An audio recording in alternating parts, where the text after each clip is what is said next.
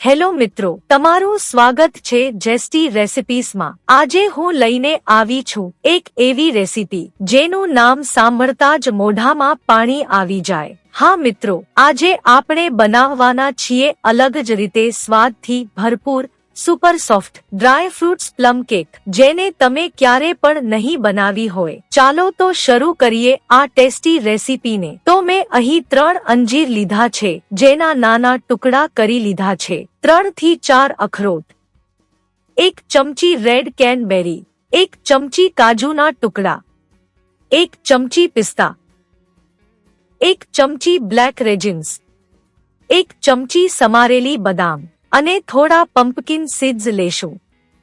આ બધા dry ફ્રૂટ્સમાં Cola અથવા થમ્સઅપ નાખીને 15 થી 20 મિનિટ માટે ઢાંકીને પલળવા મૂકી દેશું, જેથી બધા ડ્રાય ફ્રૂટ સરસ રીતે ફૂલી જાય।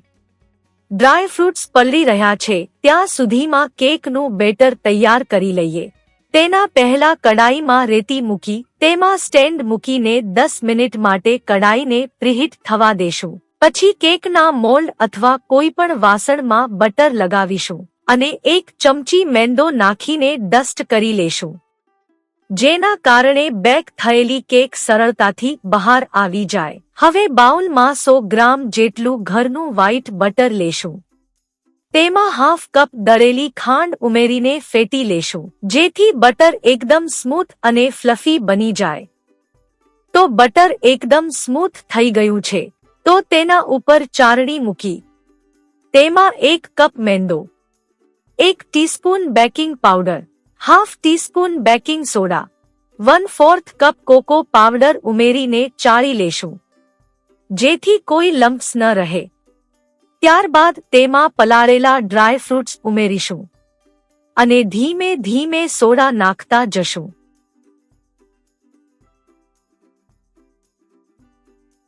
તો મેં 750 ml ની બોટલમાંથી 325 ml એટલે કે અડધી સોડાનો ઉપયોગ કર્યો છે।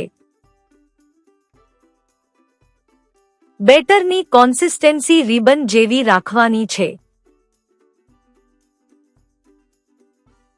તો આ તૈયાર બેટરને ડસ્ટ કરેલા મોલ્ડમાં નાખીશું। થોડું ટેપ કરી 10 મિનિટ પહેલા પ્રીહીટ કરેલી કડાઈમાં મૂકી 20 થી 25 મિનિટ માટે ધીમી ફ્લેમ પર ઢાંકીને બેક થવા દેશું।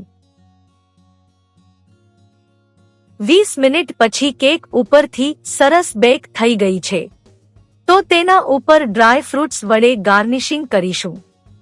જો તમે ડ્રાય ફ્રૂટ્સને બેટરમાં પહેલા મૂકશો તો તે બેટરની અંદર જતા રહેશે, માટે કેક અડધી બેક થયા પછી જ ડ્રાય ફ્રૂટ્સ ઉમેરીશું।